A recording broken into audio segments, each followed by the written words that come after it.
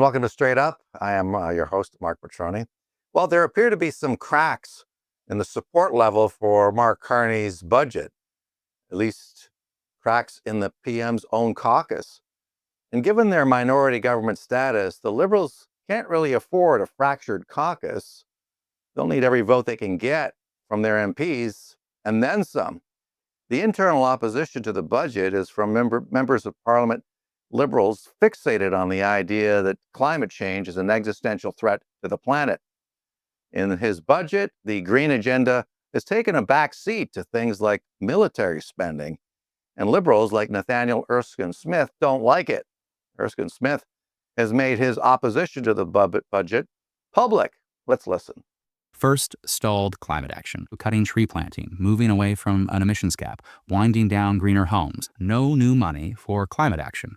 On housing, it falls short of these specific promises in our platform, and it unfortunately falls well short of the wartime effort that many of us thought we'd deliver. The budget adds $140 billion in new spending over 5 years, $90 billion net after savings, and only 36% of the net new spending is capital.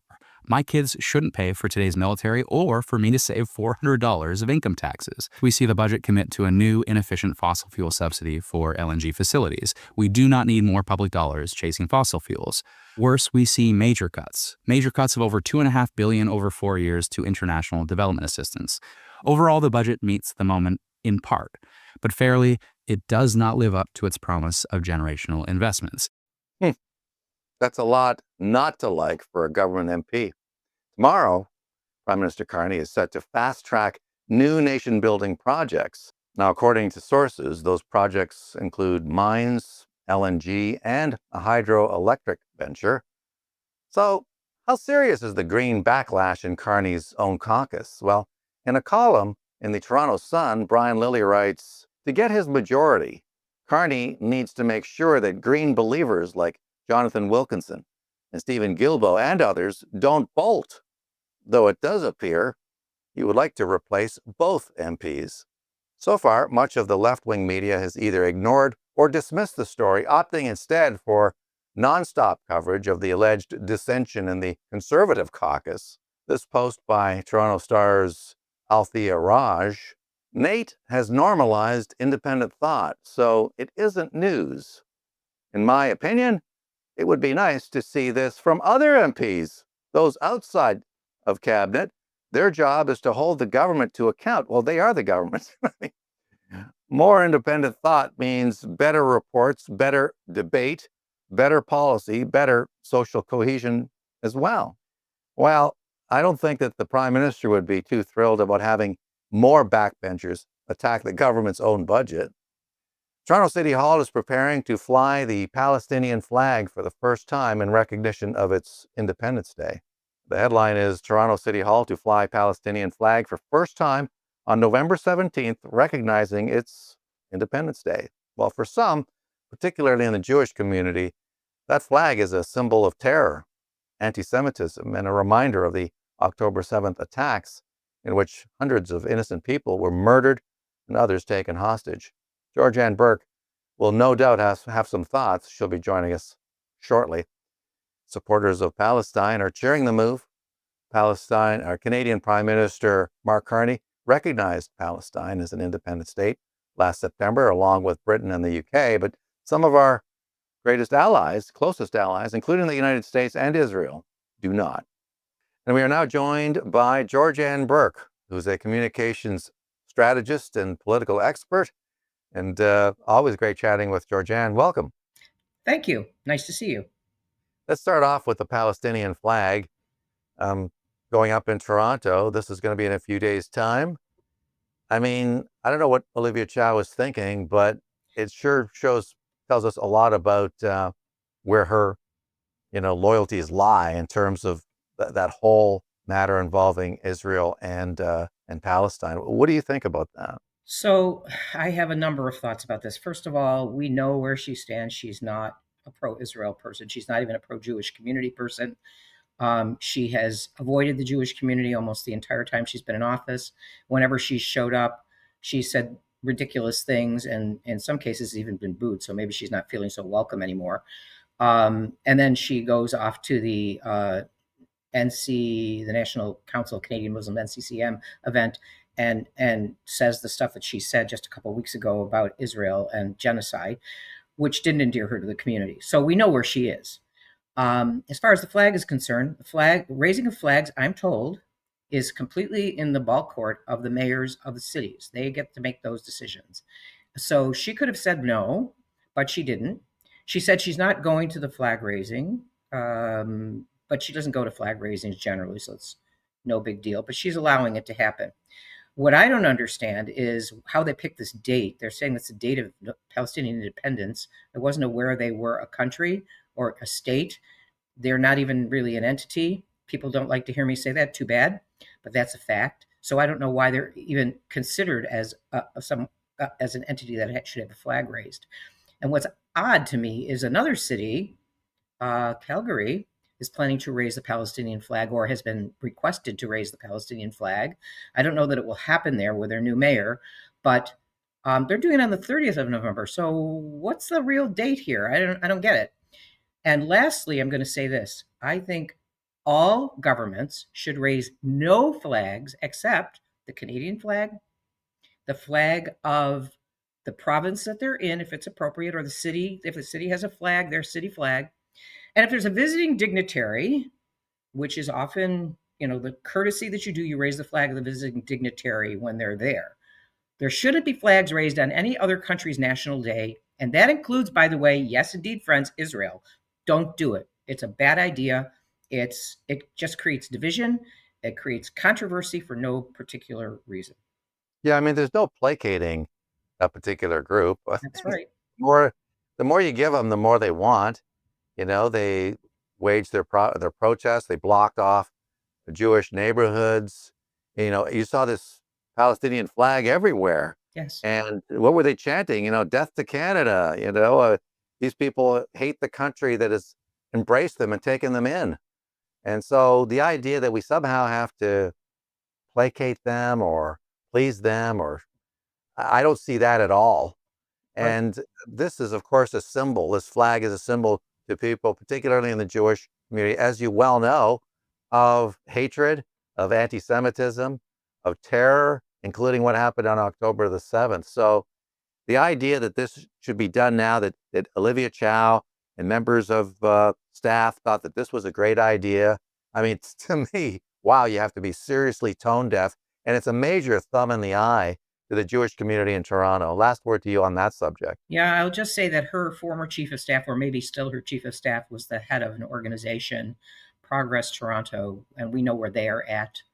Her office is rife with people who are anti-Semites and anti-Israel, and the two go hand in hand in most cases, not in every case.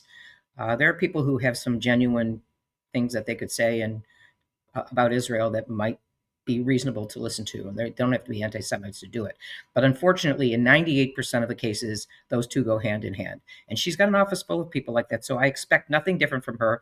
The only thing I can hope is that Torontonians will wake up and turf her out in the next election next year, and replace her with someone who's more reasonable and also more intelligent, by the way. Well, I guess John Tory wants to run. Apparently, the word is so. Yeah, well, there's that, and of course, Brad Bradford has said he's in. I don't know how it's going to end up. I'll watch with interest from Florida. As will I. Yeah, I don't get to vote in Toronto anyway. I mean, I haven't been living. I never actually lived in Toronto. I always lived in Vaughan, the city above Toronto, and I've been in Ottawa and voting here for the last 19 years. So if I continue to vote from Florida in Canadian elections, which is my intention to do, I assume that I will vote out of this riding that I'm living in now, the left of center, Ottawa center. So let's talk about Nathaniel Erskine-Smith. Yeah. Speaking of left of center, I mean, here's a guy speaking out. Now, there are some that are suggesting that it's emblematic of maybe cracks in the Mark Carney caucus. Others suggesting there are others, that may be feeling quite like this has been a betrayal. This budget was a betrayal by Mark Carney in terms of ongoing commitments towards climate-related initiatives and projects. How serious do you take this? I mean, I don't believe for a minute that Erskine-Smith is going to vote against the budget. What do you think? I would be surprised if he voted against the budget because of all of the backtracking he did in the video that he put out. Well, it's the good, the bad, and the ugly. Well, it's not really that horrible, but I'm just pointing out the flaws, is kind of what it came down to. Obviously, he's big on the climate stuff, and definitely there are things that he wanted to see in there that weren't in there. That doesn't mean, by the way, that they won't happen. It's just that they're not in the budget. They can be done in other ways, and they can divert money in other ways to get their stuff done. I don't trust them for 1 second on this. That being said, I always find it amusing when someone on the left talks about investment. Clearly, they don't understand what investment is if they think governments invest in anything. Governments simply spend money that doesn't belong to them, that comes from us, the taxpayers, on projects that they have decided that they want to do, whether we like it or not. That's unfortunately how it seems to work. And the only way to change that is to change the government, which clearly the Canadian voter was not in the mood to do the last time. It wasn't that far. The results were not that far apart. You had a Conservative Party that got 41% of the vote, and the Liberals got 43% of the vote. So not a huge difference, which tells me that it's a divided country. That being said, when you win a government here in Canada, you win everything. You are the legislature, you are the executive, and you control the judicial. So everybody needs to know when they vote, it's not like the United States. You vote for the president separately, and you get the vice president with them, but then you vote for Congress, two houses, they're separate, and the judiciary is completely separate. In some states, you vote for judges. The Supreme Court gets selected through nomination, advise and consent, and the Senate has to approve them, or they don't get in. It's a completely different system. And I think most Canadians are so uneducated, they think they're living in the United States as much as they hate it, but their government is not the US government. So when you elect a Canadian government, you elect people who basically control your life for the entire term of their government. This guy here is trying to engineer a majority, which of course he tried to do last week with Chris D'Entremont, and maybe he thought he was going to do it with Matt Genereux. I don't know what was all behind that, other than that I heard that Matt really wants to be home with his family, and he's a young family, and he's been away for 10 years, and maybe he's had enough. Maybe if we would have won government, that would have made a difference, but we didn't. So I don't know. I didn't speak to him. I don't know. All I can say is that I know that the Liberals would love to grab another one or two people from somewhere, whether they don't care where they come from, NDP, Conservatives, whoever, but I don't know that they're going to be able to pull that off. But they govern as if they have a majority, which I think is pretty interesting. That's something that Trudeau did the entire time after his first majority disappeared and became a minority.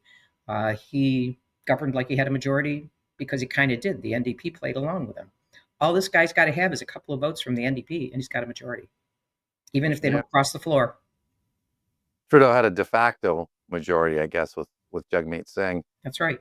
But if you read this column in the Toronto Sun by Brian Lilly, he mentions that there are people like Jonathan Wilkinson and Stephen Guilbeault, and that the PM has to be careful to make sure they're happy, that they don't bolt. And then he goes on to say, though it does appear he'd like to replace them both. I mean, if you take this at face value and believe it, suggests that maybe, he's not the greenie that we all were led to believe based on his book and based on his past statements, that somehow he's trying to change things, change the culture, change the dynamic in his own caucus, so he doesn't have these radical environmentalists, pulling as much weight as they have in the past. So I don't put Jonathan Wilkinson in the same class as Stephen Guilbeault. I'll say that first of all. Jonathan Wilkinson is certainly more measured in the way he approaches the issues around the environment. He's an environmentalist, no question about it, but not the same. Stephen Guilbeault is a radical environmentalist. He is, and he's been a problem. He was removed from that file for a reason. I think that the theory, and I would say Tom Pitfield's the guy that's doing a lot of this behind the scenes. He's the chief of staff to the prime minister and a very smart politician, by the way. Um, Tom Pitfield and that crew recognized that you have to have the appearance. They looked at the vote. That's what I'm saying to you. The vote was not that far apart, right? You have to look at it and say, um, can we really take the chance of going as far left on the environment and other things as we'd like to? And the answer is no, they probably can't. So I think they're making a judgment that they need to be sure that the people that are running the show appear to be more rational, and that the budget that they put out appears to be less radical. But I am going to tell you, I do not believe for one second, and I think I'll be proven correct, um, that this guy is just as much a radical environmentalist as he's always been. The only thing that matters more to him than that is money, personal money, not money for us, but making money for his friends. I think there's going to be a lot of discussion of Brookfield and how it benefits from this budget, and others of his friends and how they benefit from this budget. I think it's going to be very interesting to see. I know that there's going to be long, hard looks at that. Certainly within the Conservative Party, they're not fools on this stuff. They understand what's behind it. So the question would be, what's his first priority? Is it money, personally, and for his buddies? Or is it the environment? I would say probably money for his buddies and then the environment. Yeah, I mean, you could make the case that a lot of this is posturing. He wants to be seen as a moderate, so he puts this stuff out and says, well, yeah, those radicals in caucus, they've been kind of put in their place a little bit because I'm more of a moderate, That's And of course, tomorrow, they're going to be announcing projects that are supposed to be fast-tracked, in the field of mining and LNG and hydroelectric ventures as well. So I think he's trying to position himself in such a way as to show Canadians that he's not as radical as some of the people in his caucus. So he's going to keep those people under, on a tight leash. But I'm with you. I don't believe it. I don't think his stripes have changed at all.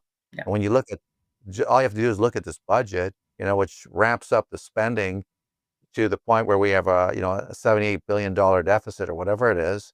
I mean, if he was a moderate, he would not be blowing the bank the way he has been. And there would be much deeper cuts to spending than we have seen. So a lot of this is smoke and mirrors, as far as I can tell. I would agree with you. I think it is smoke and mirrors, and it's what I actually said to you, I think, before the budget came out, that it was going to be smoke and mirrors. I don't think anything happened that just proves that for me. He is he's trying to utilize the fact that he was the governor of the Bank of Canada, the governor of the Bank of England, and he's this whiz kid in finance, and that people should just believe that he's going to be fiscally responsible. I don't want to break the news, but I think Theresa May pretty well summarized the feelings of the British people towards Mark Carney's performance as governor of the Bank of England. And his tales about... Did you mean Liz Truss when you? Oh, sorry, I meant Liz Truss. Sorry, yes. Yeah, I don't know what was I thinking. And then of course there's the made up stories that he has about his relationship with Stephen Harper, which is completely untrue, about how much Harper loved him and wanted him to be the finance minister. He's dreaming in Technicolor. That never, ever, ever happened. That's a complete made up story. So you have somebody who has put himself out there as a financial whiz kid, and he fooled the Canadian people. But a financial whiz kid would not say, we're going to have a $62 billion deficit, which was 20 billion more than the previous deficit, which was outrageous, and ended up at $79 billion. And just kind of blew it off like, oh, well, that's how it is. No real explanation for it. But the funniest story of the week actually was the one that came out yesterday that says that they're looking at having military come from the 300,000 government employees that are bureaucrats. That was, I actually thought, I sent it to my friend who works for the government, and I said, You'll be going back to your days in the military because he was a Navy guy. He was in the Navy for 15 years. So maybe you'll go back to your days as a military guy. I said, but I actually thought that this was a story from the Babylon Bee. I didn't think it was real. But apparently, they're actually thinking that this is something that they should do. It's like, are you nuts? Like, these people are crazy. They really are. Yeah, I mean, so that would be like a fake military. You're going to Yeah. say, oh, yeah, we got 300,000 people in our military. No, you don't. What are you talking about? So, yeah, Yeah. this is what they're about. It's all about appearances. It's all about smoke and mirrors. The Canadian people should I know there is some buyer's remorse out there that I've heard from my friends who supported him in the last election, and I'm kind of glad to hear that they're feeling bad about what they did. But are they feeling bad enough that they would vote conservative? I can tell you that the media and all of their chums, directed by the Liberal Party, are doing a great job trying to tear Pierre down. They're trying everything they can to make him look weak and to make him look like there's chaos in his caucus. In fact, there is not. Okay, there isn't. There are always whiners in the Conservative caucus. Always. There are always whiners in our party, and it's the same people, by the way, for the last 20 years that have been whining about the same things. So I tend to go, yeah, whatever. Okay. If you've got something concrete, go ahead and fix it and do it, but stop complaining. Don't do the Canadian thing and whine. Do the American thing and get beep done. Just do stuff. Don't sit around and complain. But that's what they do. And, you probably had somebody who said something to some media person somewhere, so they now can blow this up into a big storm of some kind or another. And in fact, it's just not the case. I talk to members of parliament fairly often, very, I would say, openly. And if they actually felt that there was a big problem, they would tell me. They would say, "Man, we're in trouble." I haven't heard that not once. I've heard people say, "Look, there are problems. There are things we got to deal with." But nothing that's like, we want Pierre gone. I've never heard that from not a single other member of the caucus. Chris Yeah. Brown was no surprise to me. I always said to people, he's not a conservative anyway. Right. I just insulted Tim Powers this morning by telling him he was a conservative in name only. So I think I've created a new enemy. But that's a fact. These guys are not real conservatives. They constantly cave into the liberals. They share a lot of their views, and I mean, I'm not saying you can't maybe agree with them on some things, but some of the basic things, the important things that differentiate conservatives from liberals, conservatives from the NDP, we should be different on those. And our spokespeople and our members of parliament who are elected should reflect those things, not the opposite way. Yeah, there are definitely some conservatives, or they call themselves that, who have liberal envy. They envy the Yes. liberals' relationship with the media and the fact that they have so many outspoken left-wing groups that champion them. They see them as the cool kids, that they couldn't be part of. So I think they have kind of a secret envy, and it's sad because it would be better if they just joined the liberals, Yeah, if just that do like their attitude. just go That's and feed your uh, need to be accepted by these people. You'll find out very quickly that they're not better or worse than any other politicians. They're the same, because politicians are pretty much all the same. And in some ways, they have this tendency to cannibalize their own. The liberals just are more nuanced about it, I would say. But how does how's Pierre dealing with it? Sorry to interrupt, but here he's at the center of it. yeah, The constant attacks, this jihad by the media to try and oust him. I mean, I would think that the reason the media hates him so much is that he doesn't favor the ongoing subsidization of the media, subsidizing of media. He's for defunding the CBC. yeah, they And just got another 150 million, so they're pretty happy with the liberals. yeah, exactly. So how does he deal with it in your view? I mean, as a communications strategist, how would you advise him to handle it? So I think that he cannot fall into the trap of making excuses and saying, "Oh, that's not fair and that's not true," and he let his caucus go out and do what they do best. So there was a lovely picture the other day in social media of my very dear friend and one of my favorite people, Costas Menegakis, simply standing with Pierre in a picture, his arm over his shoulder, saying, "Here I am with the leader of my party. I'm so proud to be a member of this party." Okay? There are lots of those kinds of things happening. Nobody is rejecting having a picture taken with Pierre Poilievre. Okay, that's just not happening, and they're supporting him, and that's what he should be doing. He needs to pay attention to the issues. He needs to pay attention to his membership of his party, the people that are being elected delegates, because he's got a convention coming up in another 2 months. And he wants to make sure he survives a leadership review, which I think he will. But he's reaching out to, which he's, by the way, always done. He was Stephen Harper. Don't get mad at me, but Stephen Harper wasn't particularly good at that. Pierre's always been good. Pierre is doing breakfasts with members of his caucus at Stornoway, like small groups, like bringing in 6 or 8 of them at a time and just sitting down for a couple of hours and letting them talk about the things that concern them. That sounds like a guy that's running a frat house, doesn't it? That sounds like a guy that's doesn't care about the people in his caucus. That's running it like a dictator. He actually is trying to do the right thing with his members. Also, I know he's reached out and continues to reach out to riding presidents, to members of the riding association boards, and he always responds to people who reach out to him to ask him questions or whatever. He makes himself very accessible at every event I've ever been. He stands in line for 2 hours, if necessary, taking pictures with every single person that's there and giving them a moment or two of his time to talk. I've watched him do it, and he's absolutely committed to keeping those relationships up. It's a very hard thing to do. It's very hard work to do, to stay that focused on people and also do your job, but he does it. He's got tremendous energy. He's a very hardworking guy. The people of Carleton should be ashamed of themselves that they replaced him with that moron Fanjoy. I call him Fanboy, who is just awful.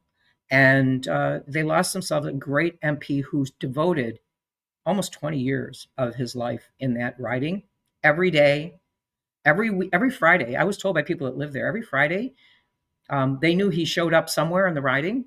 He would pick a poll and go work the poll. Election or not election. He was there on Fridays because those were constituency days. He'd go out for a few hours, go door knocking, and just say, "Hi, I'm here. I'm not asking for nothing. I just want to know, how am I doing? How's the government doing? How's the party doing? Are you happy? What are your issues?" And people, even that didn't like him, that are not supporters, said that they were amazed when he would do that. He came to the door. He didn't cherry pick the list and say, "I'm only going to go to conservatives." He went to everybody. Whoever was home, he talked to. And the word spread like wildfire that he was there. He knew they had a hardworking guy. Well, apparently they decided that Fanboy, who was out for a couple of years, like working the doors too, he just happened to be there at the right time, at the time when civil servants, which are a large part of that constituency, decided to turn against the conservatives. They will regret it. I assure you, they will regret it. On that happy note, I will thank you for I'm just a ray of sunshine. What can I tell you? Yeah, but you hit hard, and we appreciate it. Thank you, Georgeanne. My pleasure. Great to see you, Mark. Georgeanne Burke, Pathway Group. And that is it for this edition of Straight Up. Appreciate you tuning in, my friends. Let's do it again soon. Bye-bye for now.